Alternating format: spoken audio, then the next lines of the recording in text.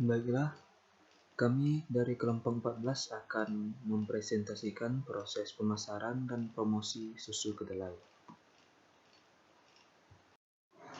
Nama kelompok yang pertama Putri Radhika Patra, yang kedua Freddy-Vikus Ronald Ferdinand, yang ketiga Gladys Esa Putri. Faktor-faktor pemasaran dan promosi susu kedelai. Faktor yang mempengaruhi pemasaran. Yang pertama, kondisi kemampuan dari pemasar untuk menjual. Yang kedua, kondisi pasar sasaran dari produk yang akan dipasarkan. Yang ketiga, modal pemasar. Yang keempat, kondisi organisasi perusahaan. Yang kelima, faktor lain-lain. Faktor-faktor yang mempengaruhi promosi.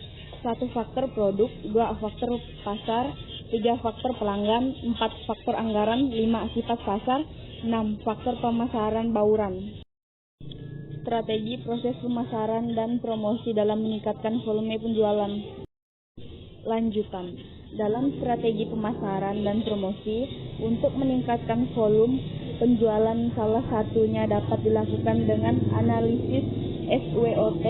Dibutuhkan strategi yang baik untuk mewujudkan tujuan-tujuan yang ingin dicapai dalam konteks organisasi, bisnis atau usaha. Metode analisa SWOT atau analisis SWOT bertujuan untuk menggambarkan situasi dan kondisi yang sedang dihadapi dalam suatu perusahaan. Analisis SWOT terdiri dari 4 unsur utama, yaitu strength atau kekuatan, weakness atau kelemahan, opportunity atau peluang, dan threat atau ancaman. Hasil dari analisis ini dapat memberikan rekomendasi untuk meningkatkan kekuatan, mengurangi kelemahan, mempertahankan peluang, serta menghindari potensi ancaman. Saya Putri Radhika Patra akan melanjutkan materi mengenai analisis SWOT dalam pemasaran produk minuman susu kedelai. SWOT ada 4 poin, yaitu kekuatan atau strength, kelemahan atau weakness, peluang atau opportunity, dan ancaman atau threat. Keempat hal ini adalah hal yang diperhatikan dalam pemasaran sebuah produk, khususnya produk minuman susu kedelai. Dengan memperhatikan ini, kita dapat menambah volume penjualan. Seperti apakah keempat hal ini dalam pemasaran produk minuman susu kedelai? Bagaimana kekuatannya, bagaimana kelemahannya, bagaimana peluangnya, dan bagaimana ancamannya. Contoh kekuatannya, kualitas kedelai yang digunakan adalah kualitas yang terbaik. Dan contoh lain, terdapat berbagai pilihan rasa yang unik, misalnya rasa coklat atau rasa vanila. Itu salah beberapa contoh kekuatan. Dan kelemahannya, misalnya harus cepat dikonsumsi karena tidak tahan lama. Dan contoh lain, faktor cuaca yang tidak menentu memengaruhi ketersediaan bahan bakunya. Dan peluang, seperti apa peluangnya? Banyaknya permintaan akan susu kedelai untuk memenuhi kebutuhan konsumen terhadap konsumen yang alergi terhadap susu sapi. Dan bagaimana dengan ancamannya?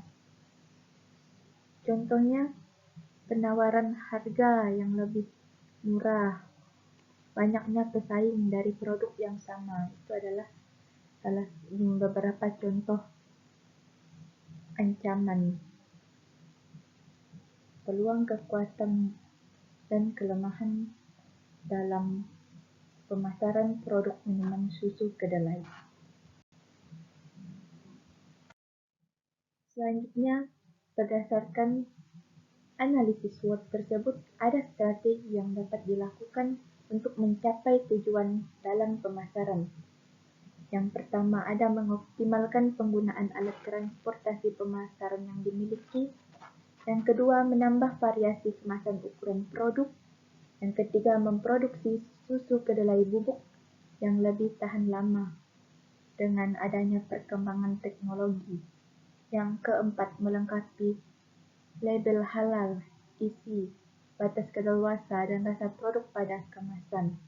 Melakukan kegiatan promosi dan memanfaatkan media dan alat promosi, memperbaiki bahan kemasan dan label atau merek produk. Dan yang keenam, memberikan diskon dan potongan harga kepada konsumen akhir. Dan yang ketujuh, memperluas lokasi pemasaran.